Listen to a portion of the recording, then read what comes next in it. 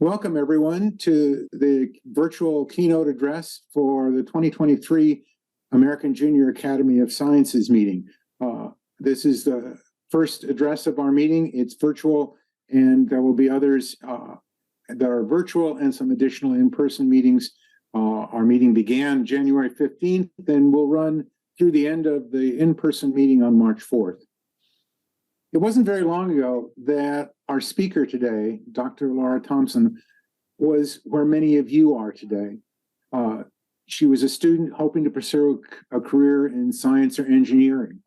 She was born in one of my favorite towns, Boston, Massachusetts.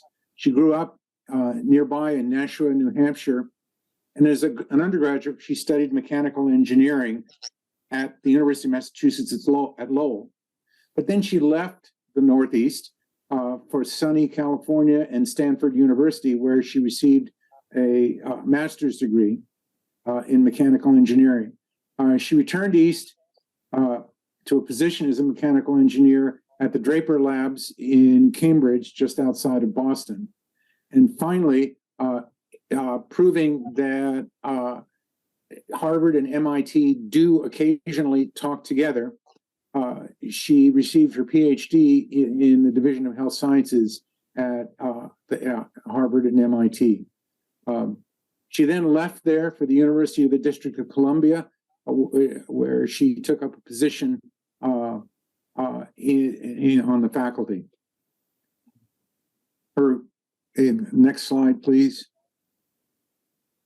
Her research blossomed, and in 2022, she received the Alan T. Waterman Award from the National Science Foundation.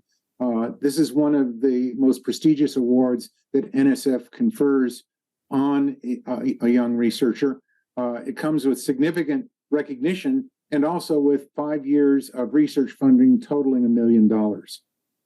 Following Dr. Thompson's talk today, current Stanford student and AJAS fellow from 2018, Miss Eleanor Seacrest, will take a few minutes to interview her so that we might learn a bit more about her science journey. After watching this lecture, most of you are going to stand up and walk on to other activities without even thinking the slightest about what you've accomplished in the balance and movement of walking. But for millions of Americans, those actions are not trivial because of age, disability, or injury. For Dr. Thompson, understanding the balance and movement it enables is the focus of her research. And as you will see, her work provides a promise of real solutions. Next slide. So it's without any further ado that I'd like to introduce to you Dr. Lara Thompson from the University of the District of Columbia and her talk, Biomedical Research Related to Balance and Postural Control. Dr. Thompson. Yeah, thank you so much for that introduction and also for having me as one of your keynote speakers. It's a real honor to be invited to present to all of you today. And I want to talk a little bit about my biomedical research tied to balance and postural control. As Michael mentioned, I'm currently an associate professor of mechanical engineering at the University of the District of Columbia. I'm also the director of the biomedical engineering program there, as well as the Center for Biomechanical Rehabilitation Engineering Lab. So at the University of the District of Columbia, I had the honor to be the founding director, but also we have the first ABET accredited Bachelor of Science in Biomedical Engineering program at a HBCU nationwide. There are roughly 107 HBCUs, maybe a little bit less now, across the country. And so UDC has the first ABET accredited biomedical engineering program. I'm also the founding director of the Center for Biomechanical and Rehabilitation Engineering Laboratory. I'm trying to find where my pointer is. I don't see it on up here. So this laboratory is aimed at studying human mobility, in particular balance and gait. And we have several pieces of equipment to conduct our research. So we have Vicon motion capture, body kinematics. We also have surface electromyography, measure electric muscle activity. we have a force plate walkway to measure center of pressure tied to balance and also gait. We also have an EEG system to measure electric brain activity. This system you see here is called the Navigator Partial Body Weight Support System. It was designed by our Dean of School of Engineering, and it's used to provide partial body weight support for people that have injury or disability or muscle weakness while they undergo rehabilitation. So you can partially unweigh a fraction of the person's body weight and prevent them from falling while they move around in multiple directions. So within this lab, and a goal of my research is to look at human mobility, as I mentioned. So my research has been sponsored by the Department of Aging and Community Living, the National Institutes of Health, NASA, as well as National Science Foundation. So some of my research is tied to human performance. In particular, one of my earliest studies at UDC had to do with looking at balance in athletes, in particular soccer athletes. However, more recently, one of my students is sponsored by a NASA fellowship, and he's looking at human performance-related research tied to the EVA, or extravehicular activity spacesuit, and how the change in center of gravity from the spacesuit modifies people's balance. So this is important in that people need to be able to mobilize and function well while in space and using this heavy, cumbersome EVA suit. But what I'll mostly talk about today is my research involving the vestibular system and its effects on balance, as well as some of my work involving aging-related balance, geared towards the goal of preventing and reducing fall risk. So these are the two topics I'm mainly be focused on during this brief talk. So in order to balance, you're using information from three main sensory systems. So one is the vestibular system, as I mentioned. And this is the portion of the inner ear that's responsible for sensing equilibrium and balance. Through the vestibular system, you're able to obtain information about angular head velocity as well as linear head accelerations. The somatosensory system, that's involved with touch. So touching your fingertip, for example, to a support surface or a handrail to maintain your balance, or getting information even from the ground or, support surface about, how you're standing. There's also the visual system, and that one is kind of obvious, using your eyes to obtain information about how you're oriented and the environment around you. So these three main sensory systems provide information that allow you to elicit and output posture response, or essentially to balance and prevent yourself from falling. So in terms of the vestibular system or vestibular dysfunction, 90 million Americans suffer from vertigo, dizziness, or balance problems. And a portion of those 90 million Americans have severe vestibular dysfunction. And so what happens with that? So there's several different issues that arise when someone has severe vestibular loss. So one of them is blurred vision or oscillopsia. So for example, when someone's walking down the street with severe vestibular loss, this is what it might look like. So they're unable to stabilize the image on the retina. So you get this kind of bouncy, jittery image, which is debilitating. Another really impactful and debilitating effect of having severe vestibular impairment is vertigo or spinning sensation. And last but definitely not least, people that have severe vestibular loss can have balance problems, which cause them to, fall. So at the Jenks Vestibular Laboratory at the Massachusetts Eye and Ear Infirmary, which is affiliated with Harvard,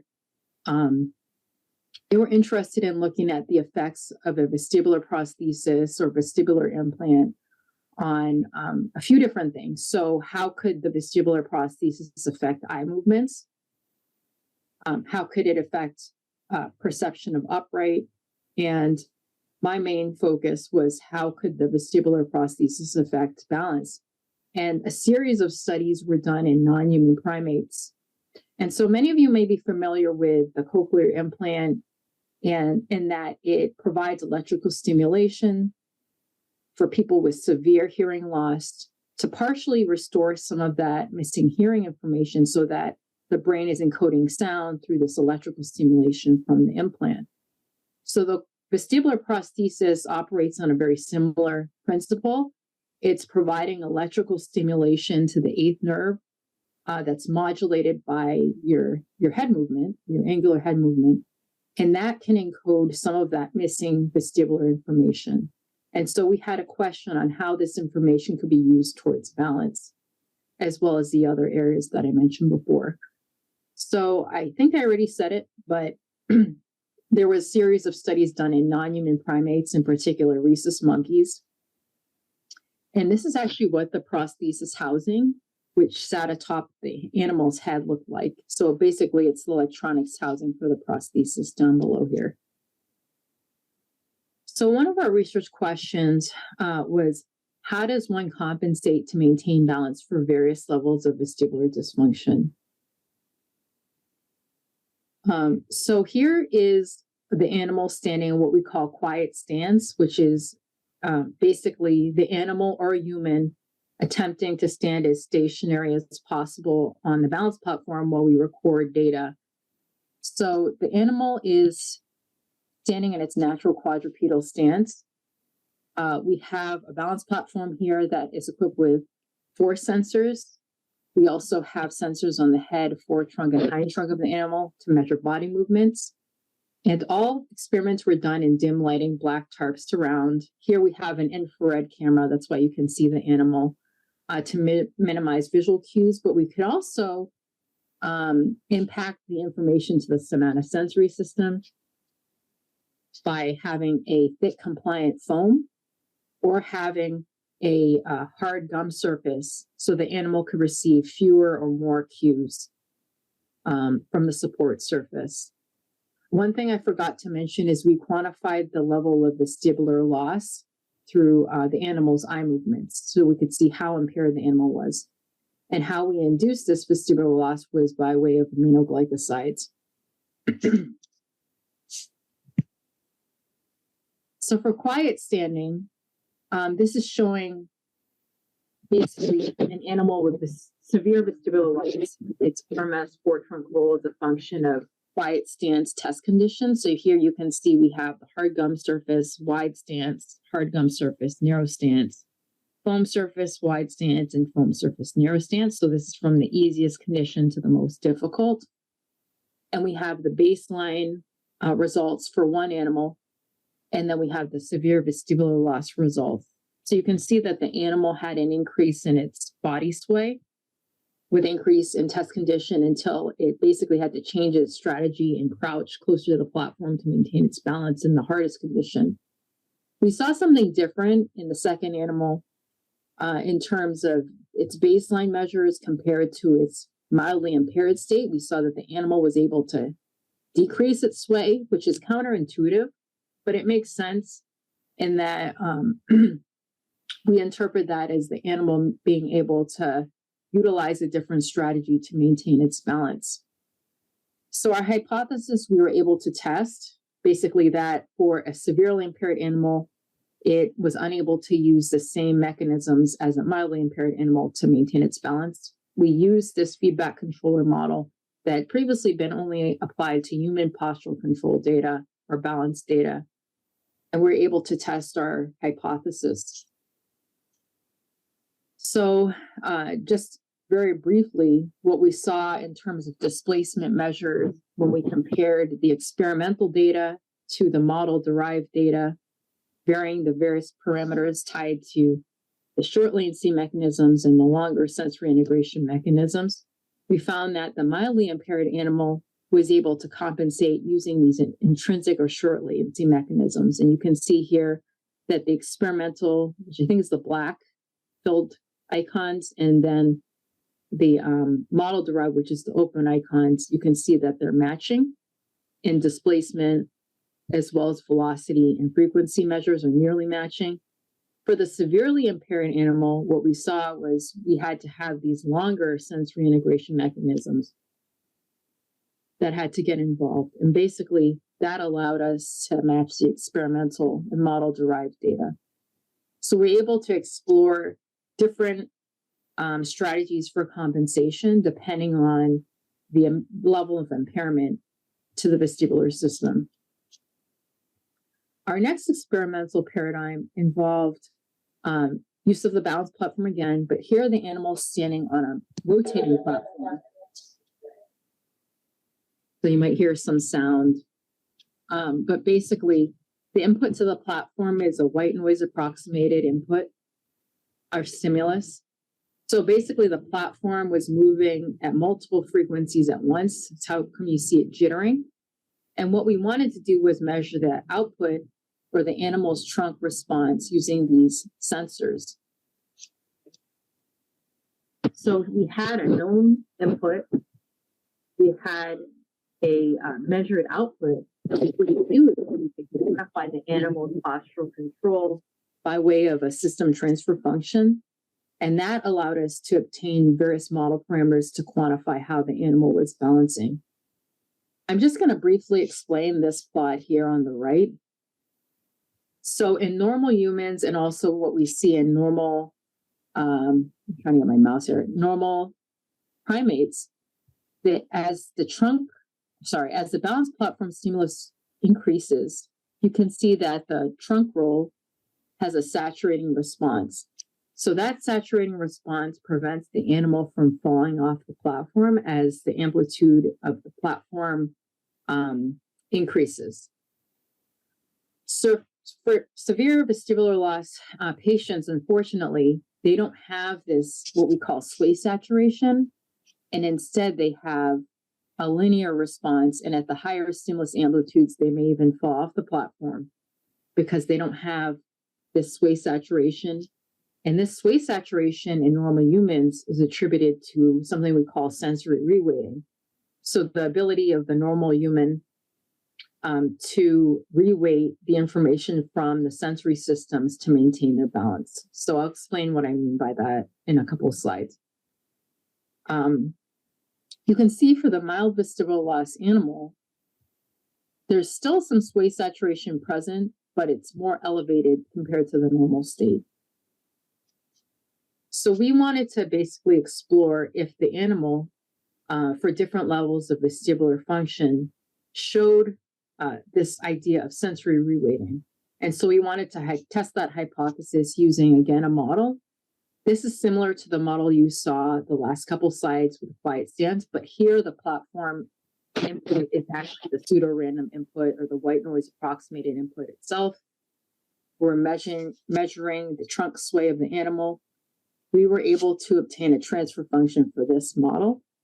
And by comparing the experimental transfer functions to the model-derived transfer functions, we were able to obtain parameters tied to graviceptive weighting and proprioceptive weighting. So this is tied towards the animal's ability to orient more towards earth vertical.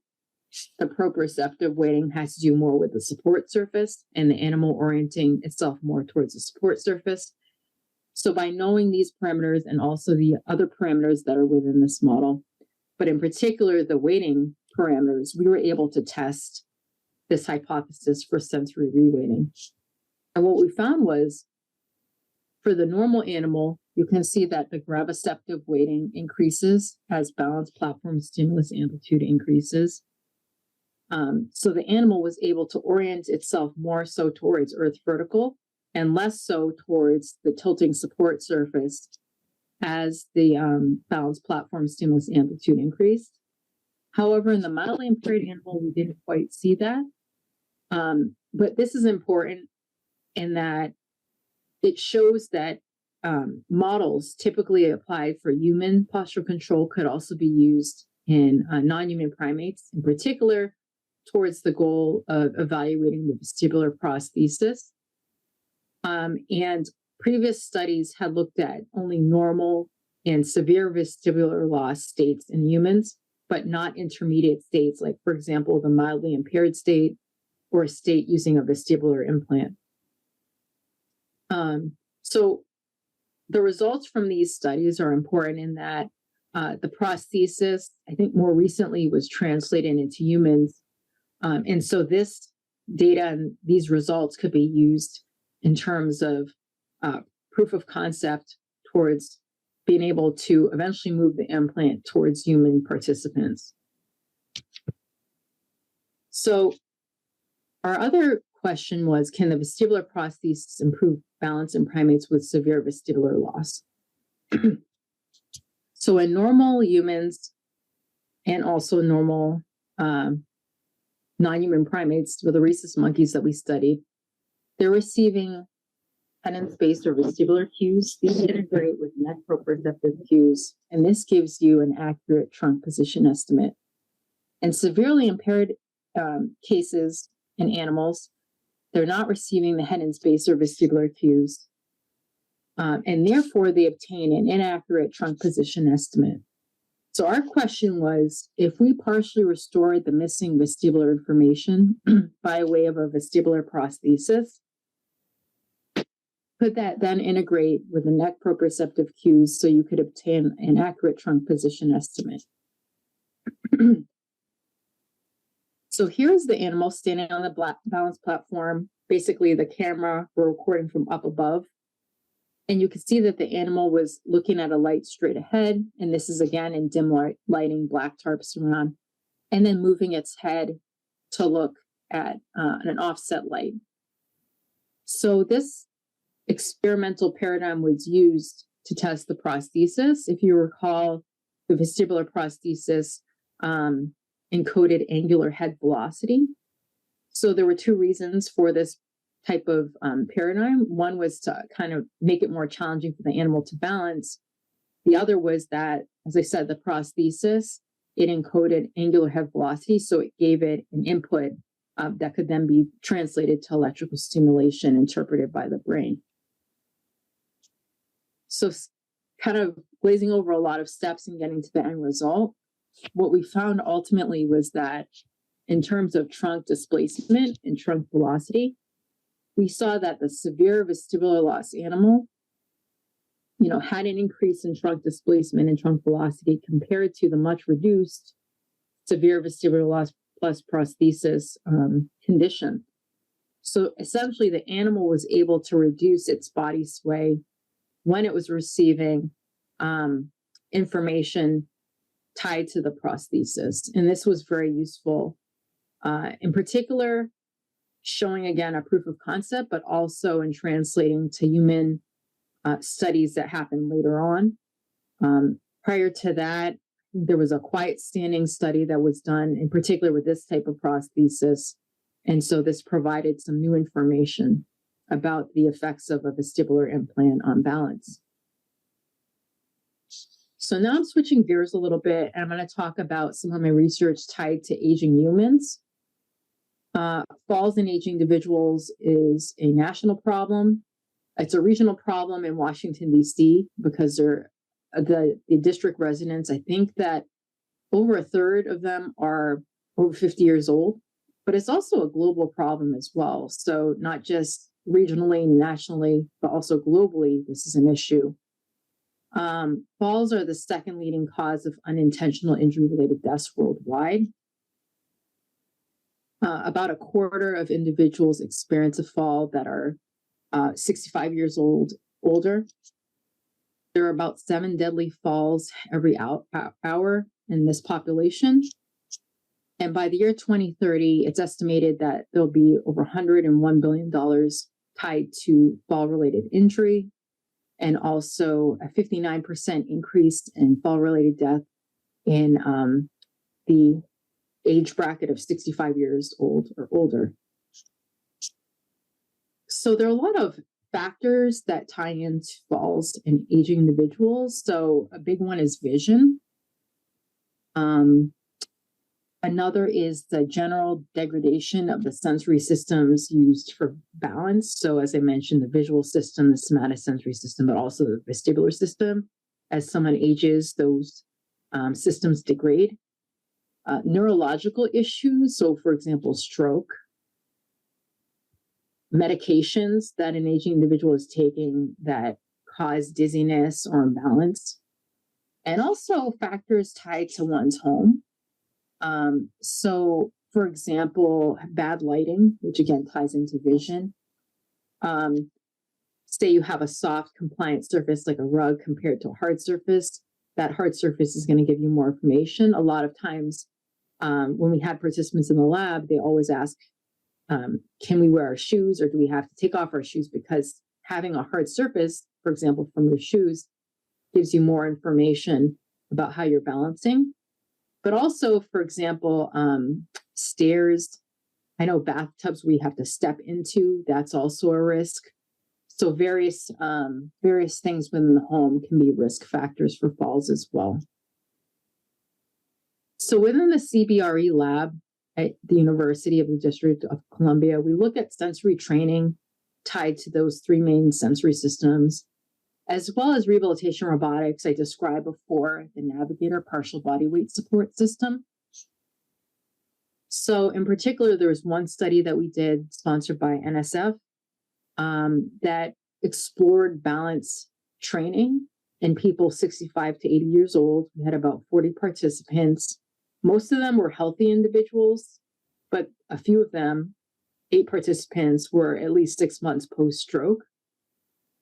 And so what we did in the lab was we trained the participants over 6 to 7 weeks, 2 to 3 sessions a week. And we did a variety of walking exercises, eyes open, eyes closed, foam exercises, walking over obstacles, while the participants used the Navigator device. In terms of assessment, we looked at the mini mental state examination to rule out dementia. We also used the balance area scoring system test or BESS assessment, which I'll describe in the next slide. We also use something called the activity-specific balance confidence assessment. So this ABC scale assessment, it was basically a survey where we asked the participants how confident they are doing various tasks. So for example, if they were walking on an icy sidewalk, how confident were they that they would not lose their balance and fall? So some would say, oh, I wouldn't do that. I have 0% confidence. Or some would say, oh, I'm 100% confidence that I can maintain my balance. So it had a level of different daily activities, and then each person had to give their perception of how confident they were balancing in those. To go back, I'm going to show this on the next slide exactly what this is. So if you hold on a minute, on the next slide, I actually have a visual for that. But we also looked at standing, balance, and gait using the force plate. And we used Vicon motion capture to look at body kinematics. In particular, we wanted to look at how body segments were moving relative to one another in these two different groups. And then how does that change with training? So here's just a visual of a participant in the lab. So you can see standing on the foam, it's much harder than standing on the hard support surface. Here's the Navigator partial body weight support system. As you can see, there's a harness. And this system, it can move in multiple directions simultaneously. It moves with the individual as they walk. So this is actually a real life participant. And then these are real students that worked in the lab. So here I'm showing the best errors or best assessment errors as a function of best condition. Let me briefly explain the conditions. So the best assessment involves various stances, as you can see here, and standing on a hard surface or on a foam surface. So here we have double leg stance, tandem stance, and then a single leg stance. And these actually directly match up with the x-axis here. On the y-axis, you see that there are best errors. So with the best assessment, basically what the person did was they would have to stand in this position, and then we had a timer. So for 20 seconds, we counted how many errors or deviations the person had from upright. and those were noted as errors. So you can see for the double leg stance, there are fewer errors compared to the single leg stance, which was much harder. And then we have pre and post. So pre is the filled circles and post are the open circles. So you can see that for the healthy individuals, the best errors decreased for the harder test conditions compared to pre-training. So post compared to pre, there was a decrease. And we also observed that in the stroke participants as well. So with some simple training exercises, we were able to reduce, at least in terms of the best assessment, the number of deviations that people had from upright. So the best assessment isn't something that we made in the lab. It's something that's clinically used as well. But it was interesting to find that with different sensory training, we could actually have an influence on a person's balance ability. So there's also something called balance confidence. So how confident someone is in terms of maintaining their balance, so their perception of their balance. So for stroke participants, we saw that it was much reduced than with healthy participants in terms of their confidence. There wasn't a difference pre or post, but we also wanted to look at how does the person's balance perception compare to the total number of best errors.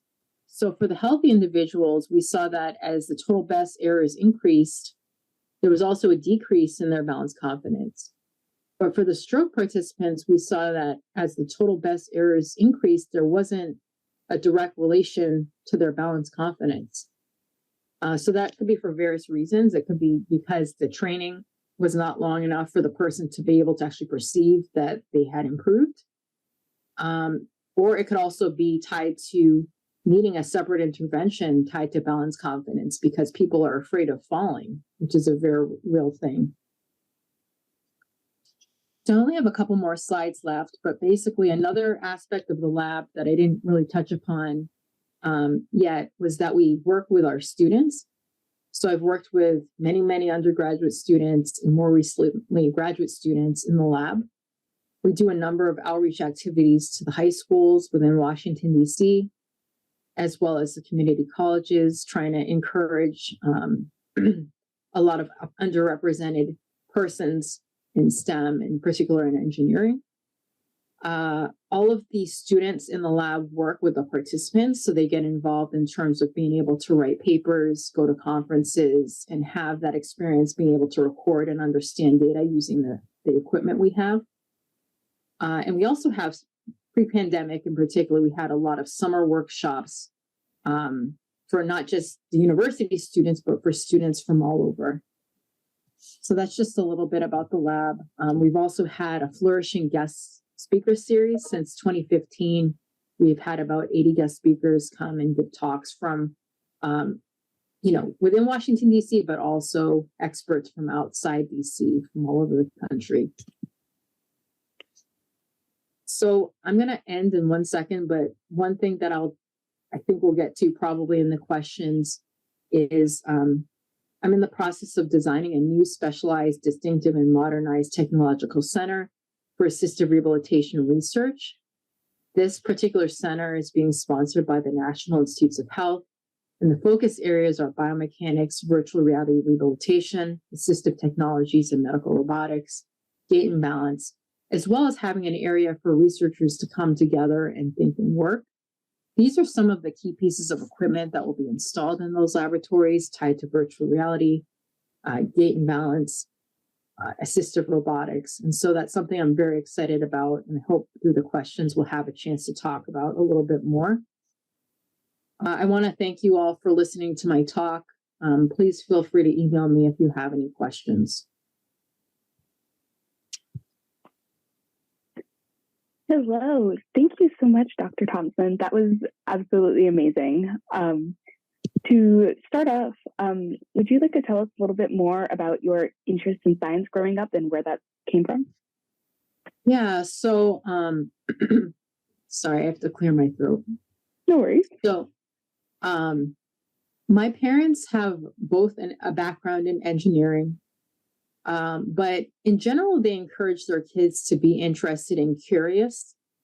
And I think that's a gift that they gave myself and my siblings. So encouraging us to learn, nurturing us in terms of being interested in math and science in school, but also at home as well.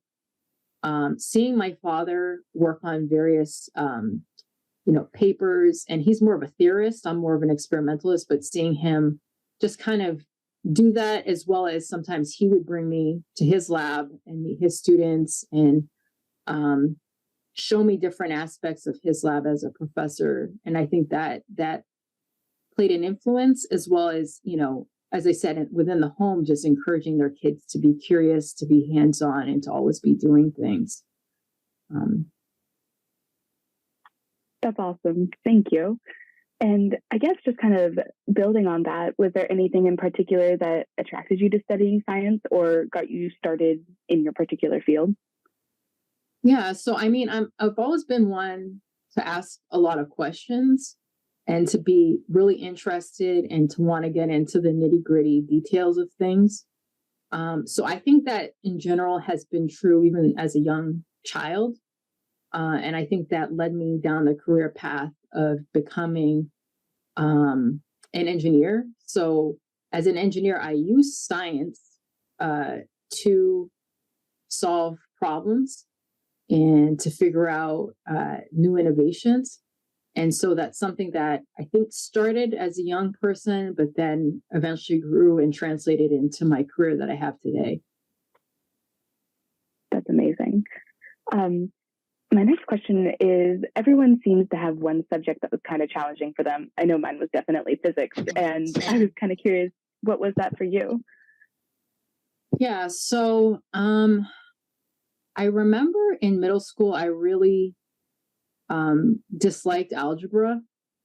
I just didn't have a good experience with it. But later, so the next year, I think that was 8th grade, 9th grade, we did geometry. So I was in a geometry class, and I really liked it because the teacher incorporated a lot of, okay, can you, it's a lot of proofs, but also it's a lot of visual aspects as well. So she had us do a lot of art related things, which I think really intrigued me. And then later on, I think the classes that I enjoyed most in high school were my AP biology class and also AP calculus. So in 8th grade, kind of discouraged about algebra, but then a few years down the road, or less than a few years down the road, being encouraged and then actually finding an interest in AP Calc. I think it's easy to get turned off by like one experience or one subject, but luckily it kind of turned around, like I said, with the geometry class and being really interested in that.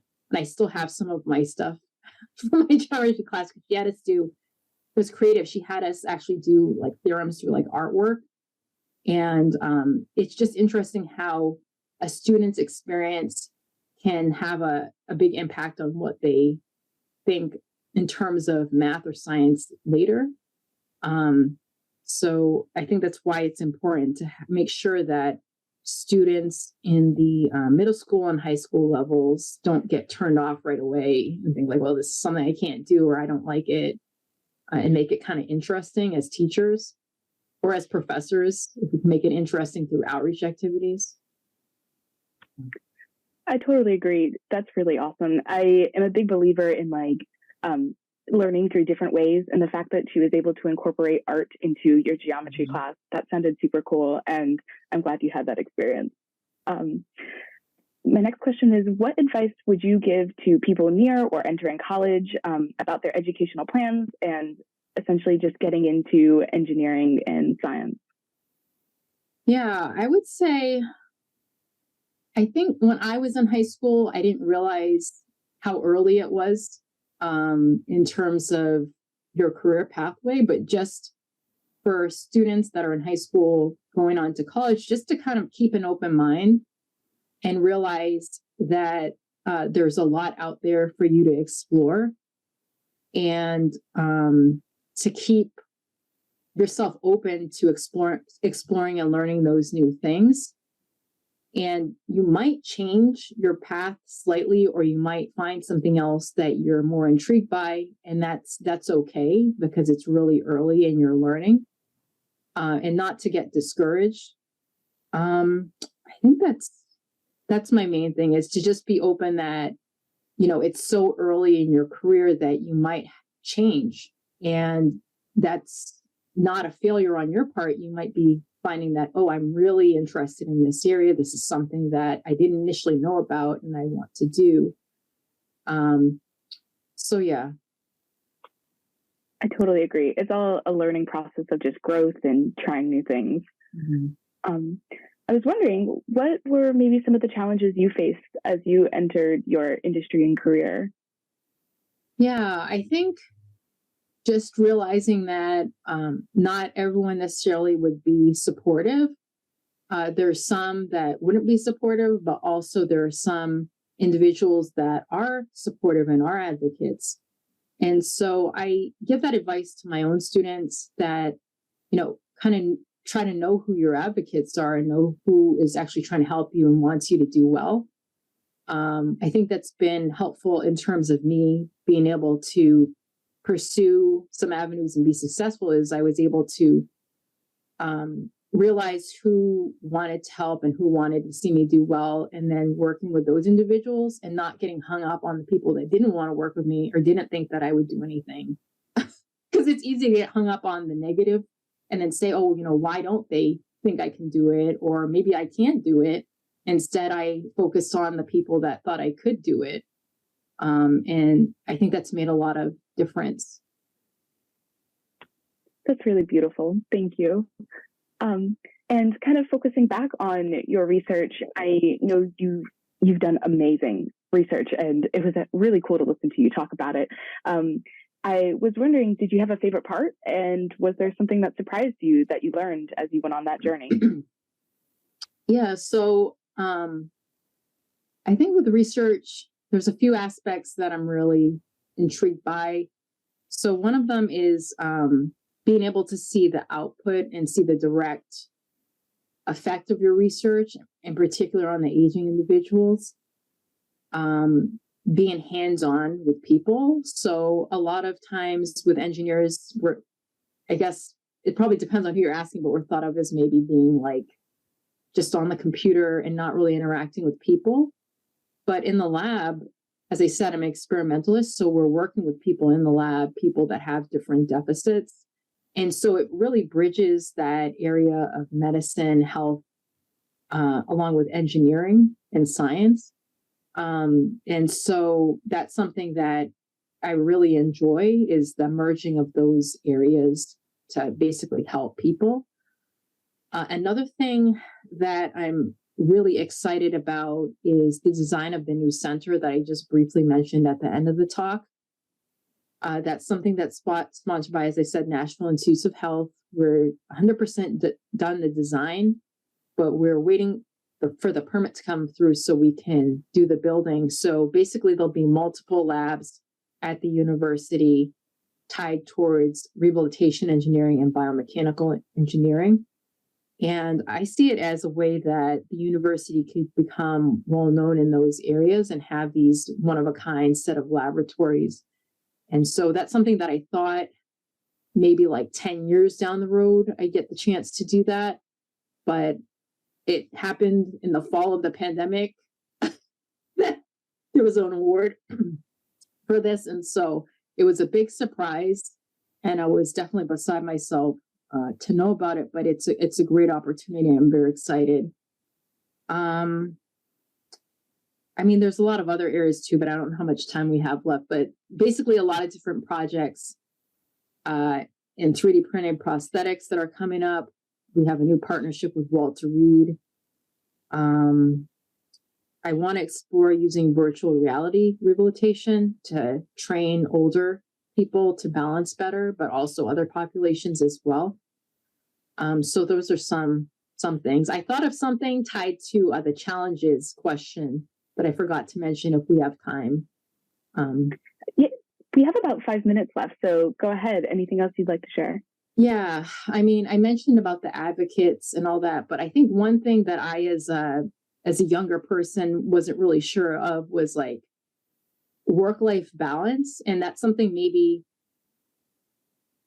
I think high school students, as you grow and go to college and then say you go to grad school, you might find that you become more and more pressed for time. So there's something called like work-life balance, or, okay, I have a professional career, but what does that mean for my personal life? Right. So for example, growing up in high school, there's some people that are like, I definitely want to be a mom when I grow up. Or no, I definitely want to be a scientist. But I think for me personally, a realization that you could actually be both was a big thing, especially since I didn't have a whole lot of female mentors. I had a lot of mentors that, I could gain from a lot professionally, but personally may or may not have identified with as well. But that's why, as I said, keep an open mind in terms of your advocates. You don't have to relate to them on every single level. You could have different mentors for different parts of your life. But I think as a female engineer, knowing that you can have a balance of being, professional and accomplishing your career goals, but also you can have your family life and do that as well. And that's something I personally wasn't sure how that will work because I didn't have a lot of role models in that. But yeah, just so people know that you can do it. Because I was told, I think when I was in grad school, I was told like, oh, if you want to be a mom and also be a professor, you're going to have this type of thing happen, or you're going to have to compromise this type of thing. And so I was just kind of like, okay, that sounds a little scary because is that true? And I don't have anything else to show me anything different. So I try to encourage that with my students as well, that, you can be successful in a lot of different areas and don't always internalize things if it hasn't been done yet, or if you haven't seen anyone else to do it. It doesn't mean it can't be done. I really love that. That speaks a lot to me. So thank you so much for sharing that. And I believe that's all of our questions. So if you don't have anything else, or if that's it, I believe we're good to close out. Okay. Anything?